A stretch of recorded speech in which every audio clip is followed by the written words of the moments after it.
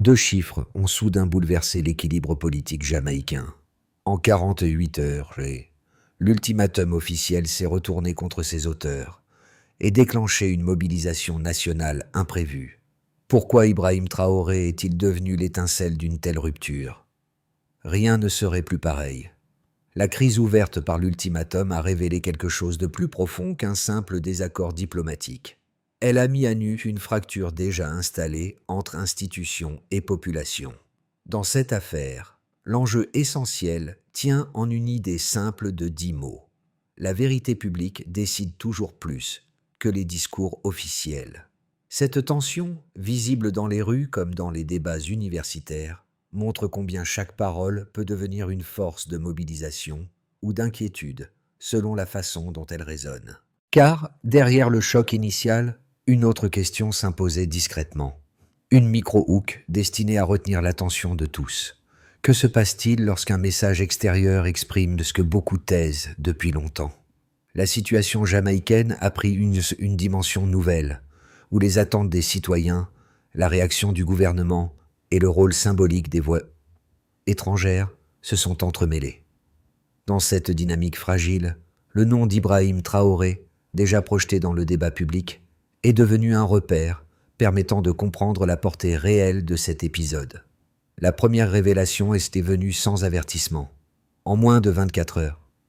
Assurès, les extraits du discours avaient déjà dépassé le million de vues, créant une traction que ni les stratèges politiques ni les médias traditionnels n'avaient anticipée. La seconde est apparue presque aussitôt lorsque les premières foules, environ une centaine de personnes, se sont rassemblées spontanément dans un parc public pour discuter du message et de ses implications. Ces deux signaux précoces ont montré que l'épisode ne se limiterait pas à une controverse protocolaire. Il s'agissait plutôt d'une collision entre un discours frontal et une société en recherche d'un récit cohérent. Dans ce contexte, la présence d'Ibrahim Traoré à Kingston a agi comme un catalyseur, non pour imposer un jugement extérieur, mais pour faire ressortir des préoccupations déjà profondément enracinées. Les jours précédents, l'incidence avait pourtant semblé ordinaire. La visite officielle suivait un programme classique, entre rencontres institutionnelles, échanges culturels et déclarations publiques. Pourtant, derrière cette routine apparente, plusieurs tensions latentes circulaient. Le mécontentement face aux infrastructures dégradées, les inquiétudes économiques, les accusations persistantes de mauvaise gestion des fonds publics. Lorsque la séquence du discours a été diffusée, elle s'est imbriquée dans ces préoccupations préexistantes, offrant un miroir brutal dans lequel certains Jamaïcains se sont reconnus immédiatement. L'ultimatum de 48 heures, censé rétablir l'autorité, n'a fait qu'accentuer le sentiment d'un décalage entre la parole officielle et l'expérience quotidienne des citoyens. Les réactions divergentes des responsables politiques, entre indignation affichée et réserve prudente, ont ensuite alimenté d'une atmosphère de confusion. Les médias locaux ont multiplié les plateaux pour tenter de comprendre l'onde de choc, tandis que les réseaux sociaux servaient de caisse de résonance au débat populaire. Dans l'ensemble, la dynamique semblait moins liée à la figure d'un dirigeant étranger qu'à l'usage, direct et sans détour, d'un langage que certains avaient jugé nécessaire depuis longtemps. C'est que cette convergence entre ressenti local et discours extérieur qui a enclenché le mouvement initial, ouvrant la voie au basculement des heures suivantes. Dès les premières heures suivant la diffusion élargie du discours, deux figures ordinaires, issues de contextes très différents, ont permis de saisir la portée réelle de l'événement. La première était une infirmière d'un hôpital de Kingston, habituée à composer avec des équipements insuffisants et des budgets serrés. En visionnant l'extrait, elle a expliqué à un journaliste local que certaines phrases résonnaient avec des situations qu'elle observait au quotidien. Ce témoignage, bref mais précis, a circulé rapidement et donné un visage humain au débat. La seconde était un étudiant en économie de l'Université des West Indies, qui a publié une analyse de quelques lignes sur les réseaux sociaux. Il ne prenait pas position pour ou contre, mais posait une question simple sur les dépenses publiques récentes. Cette intervention a été reprise par plusieurs professeurs, créant un fil de discussion inattendu autour de la transparence budgétaire. Dans ces deux cas, le lien n'était pas directement politique. Il s'agissait plutôt d'un besoin de clarification, montré à travers des expériences concrètes. À mesure que ces voix se multipliaient, le nom d'Ibrahim Traoré devenait un repère presque involontaire dans les conversations, non pas comme figure d'autorité, mais comme déclencheur d'un réexamen critique de certaines réalités locales. Les premiers effets se sont fait sentir dans l'organisation des forums spontanés, dans les marchés comme dans les campus, où l'on s'interrogeait davantage sur l'état des services publics que sur la dimension diplomatique de l'affaire. L'impact précoce se mesurait surtout à ce déplacement du centre de gravité. Une polémique née d'une scène protocolaire glissait progressivement vers une réflexion plus vaste sur les attentes citoyennes. Et c'est précisément dans ce glissement que se trouvait la première réponse au « so what » implicite. Lorsque le quotidien rejoint le débat, la dynamique change pour tous. Le déclenchement s'est produit dès que l'ultimatum a été rendu public. Un message bref, diffusé en quelques minutes, a suffi à cristalliser les tensions.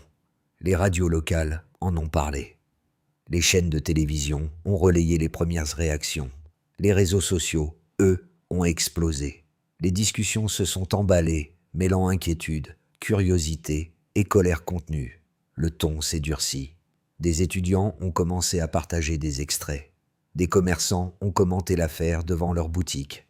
Dans certains quartiers, on a ressorti les enregistrements pour les écouter ensemble. Chaque séquence alimentait la suivante. À mesure que les heures se passaient, l'effet de seuil prenait forme.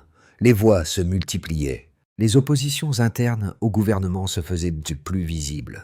Les partisans de la fermeté exigeaient une réponse immédiate. Les plus prudents demandaient une réflexion sur la manière de gérer la crise. L'ultimatum, censé contrôler la situation, devenait son propre accélérateur. La montée en puissance était nette. Plusieurs dizaines de personnes ont commencé à se rassembler de façon informelle. Un premier groupe s'est formé dans un parc, puis un autre devant une université. De petites foules, calmes mais attentives, voulaient simplement comprendre. La scène suivante a marqué le point culminant. Un débat télévisé improvisé a réuni des journalistes, un juriste et un économiste. Tous tentaient d'expliquer la portée du discours et de l'ultimatum. Les questions se bousculaient. Liberté d'expression, protocole, souveraineté, critiques publiques, transparence budgétaire. Chaque angle semblait ouvrir un nouveau front. Même sans images spectaculaires, la tension était palpable. Le pays retenait son souffle. Les politiciens réagissaient au rythme des commentaires en ligne. Certains ministres appelaient à la fermeté. D'autres minimisaient la crise. Le gouvernement semblait avancer en terrain mouvant. La perception publique évoluait plus vite que les déclarations officielles. Puis passait venue la phase de répercussion. Un glissement lent, mais constant. Les rassemblements se sont structurés. Les universités ont organisé des discussions ouvertes. Des collectifs citoyens ont proposé des analyses simples des dépenses publiques. Les marchés ont résonné de conversations plus politiques que d'habitude. La diaspora a commencé à s'exprimer sur ses propres plateformes. Le nom d'Ibrahim Traoré apparaissait ponctuellement, comme un point de référence dans des échanges plus vastes. L'ultimatum, à ce stade, n'était plus l'enjeu principal. Il servait de ligne de fracture autour de laquelle se redéployaient d'autres débats. Les citoyens interrogeaient l'efficacité des politiques publiques. Les commentateurs soulignaient la déconnexion entre communication officielle et préoccupations quotidiennes. Les autorités cherchaient un ton juste, hésitant entre fermeté et apaisement. Le mouvement initial s'était transformé en un appel plus large à la clarté, à l'explication et à la responsabilité. Le pic émotionnel avait passé, mais l'écho persistait. Les heures suivantes allaient montrer que la véritable onde de choc n'avait pas encore entièrement déployé ses effets. La dimension chiffrée de la crise est apparue dès que les premières données de circulation numérique ont été compilées. La vidéo du discours, qui circulait initialement dans un cercle limité, a dépassé 1 million de vues en quelques heures, un volume exceptionnel dans un laps de temps aussi court. Cette progression fulgurante indiquait que le message avait franchi une barrière sociale, bien au-delà des audiences habituelles. Elle montrait aussi que la diffusion n'était plus contrôlée par les canaux institutionnels, mais portée par un partage organique et spontané. En parallèle, les rassemblements physiques ont connu une évolution similaire, mais plus progressive. Les premières estimations faisaient état d'une centaine de participants réunis pacifiquement dans un parc avant la fin de la soirée. Ce chiffre, modeste en apparence, révélait néanmoins un degré d'implication inhabituel pour un événement né d'un propos public étranger. Il soulignait également que la réaction était émotionnelle autant que politique, nourrie par un besoin de comprendre le sens et la portée réelle du discours. La troisième donnée marquante concerne les rediffusions médiatiques. Les stations locales de radio ont consacré des segments spéciaux aux extraits, et plusieurs chaînes de télévision ont inséré des passages du message dans leur programme du soir. Dans les comptes rendus, on notait qu'environ 10 législateurs avaient quitté la salle pendant l'intervention initiale. Ce départ simultané fournissait une mesure indirecte de la tension institutionnelle et témoignait d'une fracture interne plus profonde qu'anticipée. Ces trois repères, l'explosion de la diffusion en ligne, les premiers regroupements citoyens et la réaction officielle immédiate, ont constitué une base solide pour analyser la dynamique. Leur cohérence temporelle montrait que l'épisode n'était pas un éclat isolé, mais plutôt un phénomène structuré où perception publique et communication politique avançaient à des rythmes différents. Au-delà des chiffres eux-mêmes, l'interprétation qu'en faisaient analystes et observateurs contribuait à façonner la suite du débat. Les médias soulignaient que l'audience massive de la vidéo révélait une sensibilité collective déjà présente, prête à réagir dès qu'un déclencheur suffisait. Les universitaires, eux, prenaient appui sur la réaction parlementaire, en particulier la sortie des députés, pour montrer comment une parole extérieure pouvait perturber les équilibres internes. Quant aux groupes citoyens, ils voyaient dans les rassemblements spontanés un signe d'une mobilisation plus large liée aux préoccupations quotidiennes. Dans ce cadre, la référence à Ibrahim Traoré s'inscrivait comme un élément déclencheur plutôt qu'un centre d'analyse. Les données montraient que ce n'était pas tant la personnalité qui créait le mouvement, mais l'alignement entre un discours direct et un contexte social déjà marqué par des demandes de transparence. La dimension numérique, plus encore que les réactions politiques, révélait ce décalage.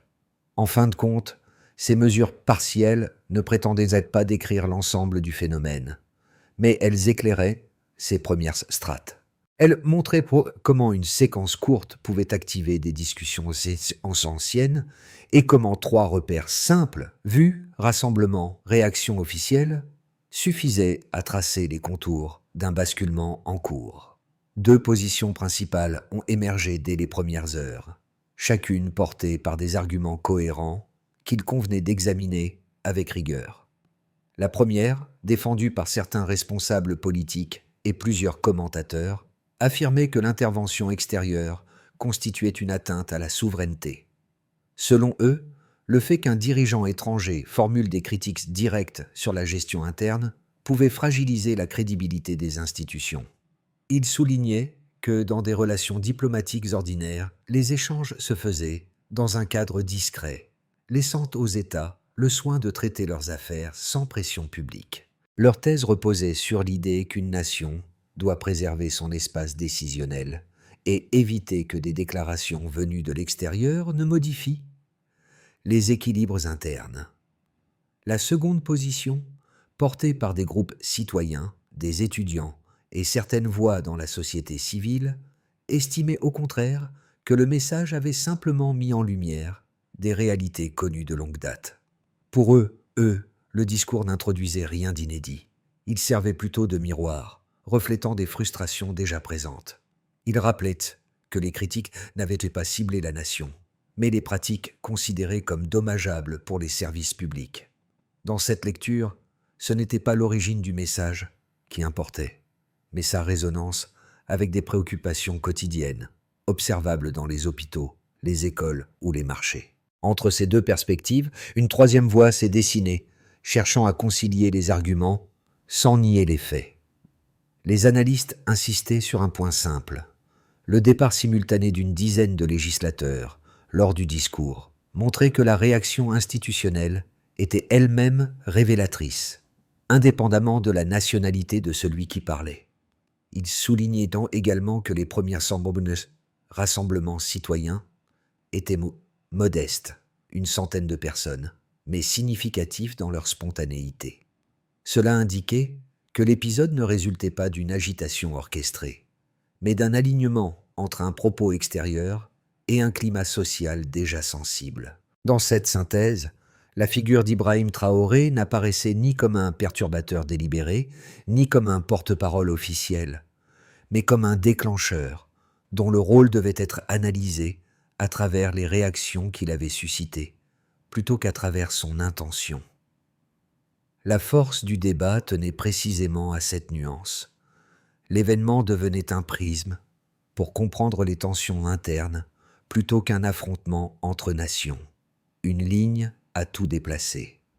Ce basculement, discret mais décisif, est survenu lorsque plusieurs forums universitaires ont simultanément adopté une même lecture. L'ultimatum ne portait plus seulement sur un différend protocolaire, mais révélait l'écart grandissant entre attentes citoyennes et réponses institutionnelles. Dans ces échanges, un professeur d'économie a souligné que la vitesse de circulation du discours, plus d'1 million de vues en quelques heures, exprimait une disponibilité collective à entendre ce que les débats internes ne formulaient plus clairement. Ce changement d'angle a rapidement gagné d'autres espaces publics. Dans les marchés, les conversations ne tournaient plus autour de l'origine du message, mais de la manière dont les services essentiels fonctionnaient réellement. Dans les églises, certains sermons évoquaient l'importance de la responsabilité morale des dirigeants. Même dans les taxis, les discussions se concentraient sur les budgets, les infrastructures et les priorités du quotidien. À ce stade, le nom d'Ibrahim Traoré n'était plus le centre du débat, mais la trace laissée par un moment déclencheur, une parole extérieure qui avait agi comme un révélateur. La dynamique nationale venait d'entrer dans une nouvelle phase. Les répercussions concrètes se sont manifestées en plusieurs vagues, chacune touchant un pan différent de la société jamaïcaine. Elles n'étaient pas spectaculaires au sens traditionnel, mais leur accumulation a dessiné un paysage nouveau, révélant la profondeur du malaise et les attentes réelles des citoyens. Pour en saisir la portée, il faut observer séparément 4 groupes. Les nouveaux noyaux citoyens, NN, les domaines nationaux, D, les niveaux de décision, ND, et les acteurs régionaux ou extérieurs, KV. Le premier groupe à réagir a été celui des citoyens organisés de manière informelle, étudiants, infirmières, enseignants, petits commerçants. Dans les journées qui ont suivi, ces noyaux ont structuré des espaces de discussion spontanés, souvent sur des campus ou dans des parcs. Ce n'étaient pas des manifestations au sens strict, mais des réunions publiques où l'on débattait de services essentiels, de budget et de priorités. Ces regroupements ont rapidement mis en évidence une idée centrale. Même sans revendication politique directe, l'expression collective permettait d'éclairer des questions restées longtemps sans réponse. Les participants voulaient comprendre comment se décidait la répartition des fonds publics, pourquoi certains projets étaient interrompus et comment évaluer la qualité des institutions locales. Leur démarche, fragmentée mais sincère, a profondément marqué la suite des événements. Le deuxième ensemble touché concernait les secteurs clés, hôpitaux, écoles, infrastructures et marchés. L'épisode a agi comme un révélateur, rendant visibles des difficultés connues, mais rarement discutées de manière frontale. Dans les hôpitaux, le manque de matériel évoqué dans plusieurs témoignages a suscité des échanges internes sur les priorités d'investissement. Dans les écoles, les enseignants ont utilisé l'actualité pour souligner la surcharge des classes et l'insuffisance des ressources de base. Quant aux marchés, ils sont devenus des lieux de discussion intenses, où les vendeurs reliaient les problématiques quotidiennes aux décisions plus larges de gouvernance. Ce déplacement du discours, du symbolique vers le concret, a consolidé une prise de conscience collective. Ce groupe comprend les responsables politiques, les conseillers et les institutions. La réaction la plus visible s'est produite lorsque, pendant le discours initial, une dizaine de législateurs ont quitté la salle. Ce geste a été interprété comme un signe de tension interne et a déclenché une série de réunions urgentes. Dans les heures suivantes, les déclarations officielles se sont succédées, oscillant entre fermeté diplomatique et tentative d'apaisement. La difficulté majeure résidait dans la vitesse des réactions citoyennes, qui évoluaient plus rapidement que les réponses institutionnelles. Les conseillers du gouvernement ont reconnu, en privé, que l'ultimatum n'avait pas produit l'effet escompté et qu'il avait même amplifié le débat public en lui donnant un cadre dramatique. La dernière catégorie rassemble les observateurs extérieurs, diaspora, médias régionaux, partenaires internationaux. Les diasporas ont relayé massivement les extraits du discours, augmentant encore sa portée. Les médias caribéens ont analysé l'incident comme un exemple de tension entre protocoles diplomatiques et attentes populaires. Certaines tribunes ont souligné que l'épisode démontrait à quel point les sociétés contemporaines réagissent davantage aux messages perçus comme authentiques qu'aux communiqués officiels. Dans cette constellation d'acteurs, la mention d'Ibrahim Traoré servait surtout de point d'appui pour interpréter la dynamique, non comme une figure centrale, mais comme un marqueur révélant les lignes de fracture interne.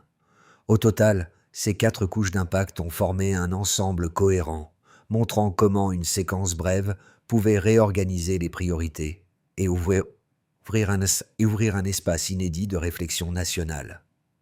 Sur les mois à venir, 3 trajectoires distinctes se dessinent, chacune dépendante de la manière dont institutions, citoyens et acteurs intermédiaires réussiront ou non à transformer l'élan initial en processus durable. Ces scénarios ne prédisent rien avec certitude. Ils offrent plutôt un cadre pour comprendre comment les décisions présentes peuvent structurer l'évolution future. Dans cette version, le pays poursuit une dynamique intermédiaire, marquée par des ajustements partiels, mais réels. Les forums civiques continuent de fonctionner à échelle modeste, appuyés par des groupes d'étudiants et des représentants de la société civile. Les responsables institutionnels engagent quelques consultations publiques, principalement pour réduire la tension née de l'ultimatum. Les médias intensifient leurs analyses, tout en restant prudents dans leurs angles. Les services essentiels, santé, éducation, infrastructures, connaissent de petits rééquilibrages budgétaires, mais sans transformation majeure. Le débat public reste vivant, nourri par la visibilité acquise lors des premières semaines. Dans cette configuration, les initiatives citoyennes gagnent en structure. Les espaces de discussion se formalisent sous forme de collectifs, d'ateliers ou de partenariats avec les universités. Les institutions, conscientes de la demande sociale, mettent en œuvre des évaluations plus régulières des dépenses publiques. Les hôpitaux amorcent une réorganisation ciblée de certains services critiques. Les écoles bénéficient d'un effort concerté pour améliorer les conditions matérielles. Et les autorités locales adoptent une approche plus participative dans les décisions d'infrastructure. Le nom d'Ibrahim Traoré, cité dans les premiers débats, reste ici un rappel du déclencheur, et non un moteur. L'essentiel repose sur la capacité du pays à transformer une crise symbolique en chantier de transparence. Ce scénario apparaît lorsque les tensions politiques s'intensifient. Les désaccords internes s'accentuent.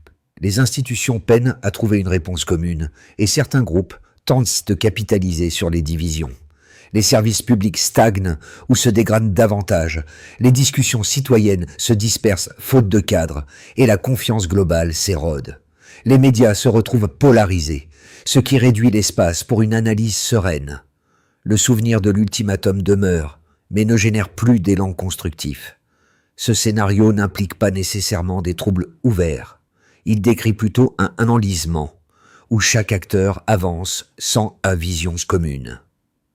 Face à ces possibilités, la position la plus solide consiste à adopter une logique d'observation active, repérer les points où les décisions publiques rencontrent les attentes citoyennes et identifier ceux où elles en divergent. Cette approche permet de comprendre les signaux faibles et d'anticiper la trajectoire la plus probable. Pour comprendre la manière dont l'épisode a touché le public jamaïcain, il faut observer la diversité des réactions individuelles. Les premiers concernés ont été ceux du groupe A, c'est-à-dire les citoyens directement exposés aux difficultés des services essentiels. Infirmières, enseignants, chauffeurs, étudiants. Chez eux, l'écho du discours ne relevait pas d'un débat diplomatique, mais d'un rappel brutal de réalités quotidiennes qu'ils vivaient déjà. Chaque extrait rediffusé ramenait à la surface des questions restées trop longtemps en suspens. Équipement insuffisant, classe surchargée, budget difficile à suivre. Le groupe B, composé de travailleurs du secteur privé, d'entrepreneurs modestes et de commerçants, a réagi différemment. Leur préoccupation principale n'était pas le contenu politique, mais le lien entre stabilité, économie locale et perception publique. Ils se demandaient comment les tensions autour de l'ultimatum pouvaient influencer les marchés, les contrats et la confiance des clients. Dans leurs échanges, la question centrale devenait: quelles décisions permettront de réduire l'incertitude? Le groupe C, enfin, étudiants, jeunes diplômés, membres de la diaspora numérique, s'est approprié l'événement pour questionner plus largement la transparence institutionnelle. Pour eux, l'incident représentait un cas d'étude sur la circulation de l'information, sur la façon dont un message direct, porté par une figure comme Ibrahim Traoré, pouvait réorganiser un débat national.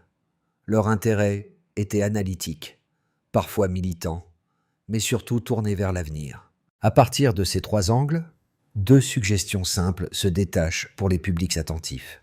D'une part, conserver un regard critique sur les décisions annoncées, en comparant les engagements aux réalisations visibles. D'autre part, renforcer les espaces de discussion locales, même modestes, car ce sont souvent eux qui permettent de comprendre les besoins réels avant qu'ils ne deviennent des crises.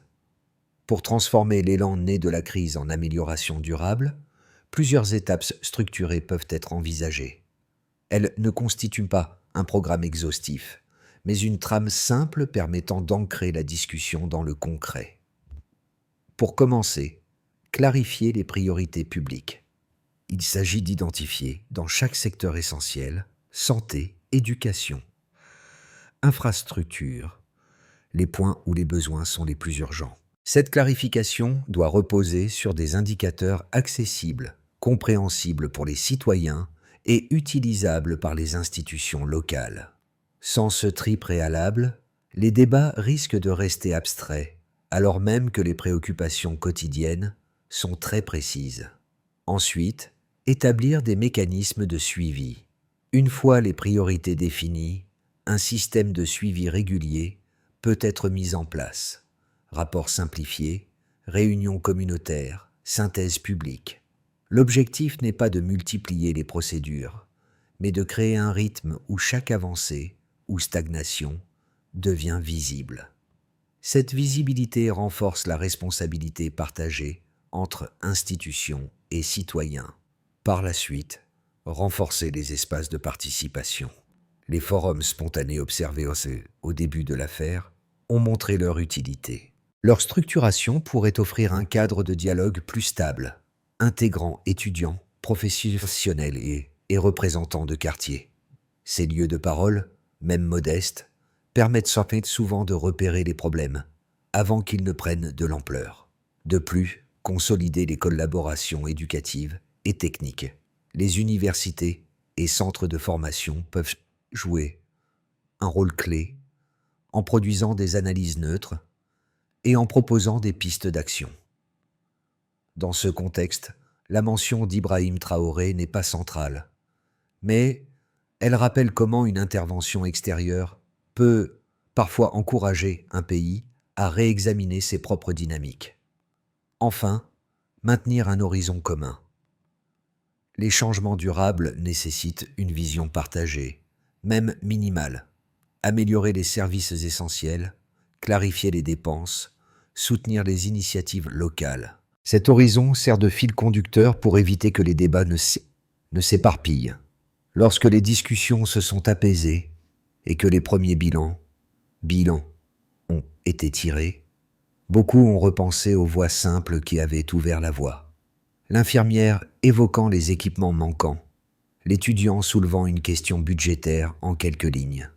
Ces deux figures, presque anonymes, sont devenues un rappel silencieux de ce que l'épisode avait révélé.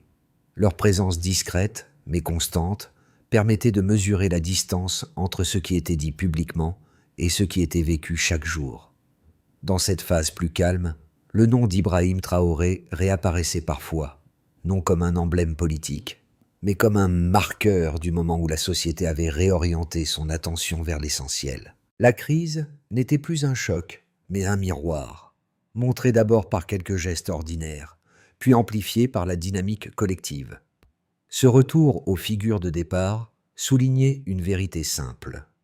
Les changements durables prennent souvent racine dans des voix modestes, qui expriment ce que beaucoup ressentent déjà. La clarté naît toujours du quotidien,